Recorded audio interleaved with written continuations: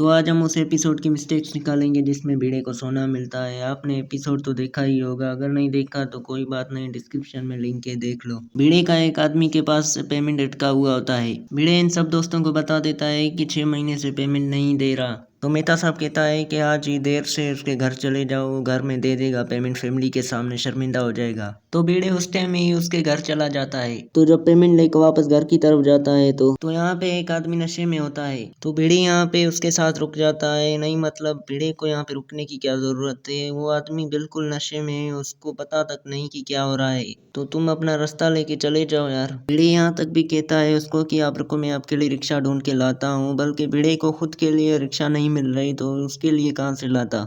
और जब यहाँ पे टेम्पो वाला आता है तो टेम्पो वाले का ध्यान भी मोबाइल में होता है। और भिड़े यहाँ पे नशा किए हुए आदमी को कहता है कि साइड हट जाओ। भाई वो इतना ज्यादा नशे में है कि उसको अपना नाम तक नहीं पता। अगर भिड़े उसके बजाय टेम्पो वाले को चिल्ला के कहे कि साइड हो जाओ तो शायद भिड़े की ये हालत नहीं होती। जब भिड़े यहाँ पे बताता है कि आप मरने वाले थे, मैंने आपको बचाया है, तो आदमी बार बार कह रहा था कि मैं आपका एहसान कैसे चुकाऊं। यहाँ पे ये नशा किया हुआ आदमी भिड़े को बोलता है कि अब तुम यहाँ बीच रोड पे ठहर जाओ, जब टेम्पो आएगी तो मैं तुम्हें बचाऊंगा। अब ये आदमी इतना नशे में था कि इसको अपना नाम तक नहीं पता। तो ये सब कैसे पता है कि भिड़े ने मेरी जान कैसे बचाई। और जब भिड़े उसको टैक्सी पे चढ़ा देता है तो ये आदमी कहता है कि मैं खुद चला जाऊंगा, मुझे पता है। पहले जब भिड़े पूछ रहा था कि कहाँ रहते हो तो इसको नहीं पता था। तो वो आदमी भिड़े को जान बचाने के बदले ये बैग दे देता है। फिर भिड़े उस टैक्सी के पीछे भागता है ये बैग देने के लिए, तो भिड़े गिर जाता है। फिर भिड़े को पता चलता है कि बैग में सोने के बिस्किट्स हैं। भिड़े यहाँ पे एकदम से घबरा जाता है। तो उसी वक्त भिड़े के पास एक आदमी आता है पता पूछने के लिए, तो भिड़े और घबरा जाता है। और भिड़े यहाँ पे बैग ऐसे पकड़ा हुआ है जिसको पता नहीं चलना था, उसको भी आसानी से पता चल जाएगा कि बैग में कुछ खास है।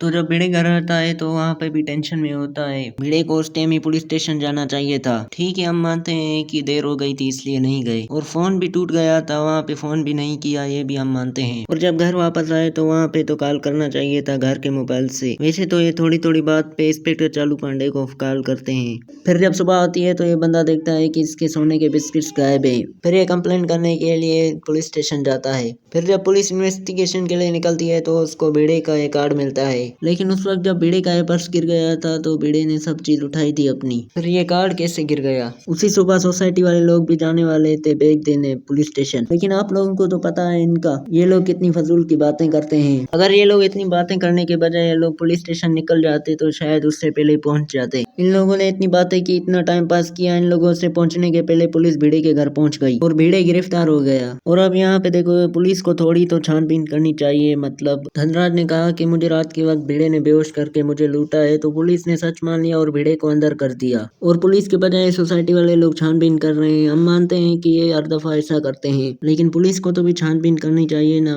पुलिस ने बस भिड़े को अंदर करके बस चुप करके बैठ गई है। मतलब पुलिस को ये छानबीन करनी चाहिए कि धनराज सही बोल रहा था या झूठ बोल रहा था, भिड़े सच्चा था या नहीं था, उसके लिए छानबीन तो करनी चाहिए यार। ये थी हमारी आज की वीडियो, और मजीद ऐसी वीडियोस के लिए वीडियो को लाइक और चैनल को सब्सक्राइब करो। तो मिलते हैं कल की वीडियो में।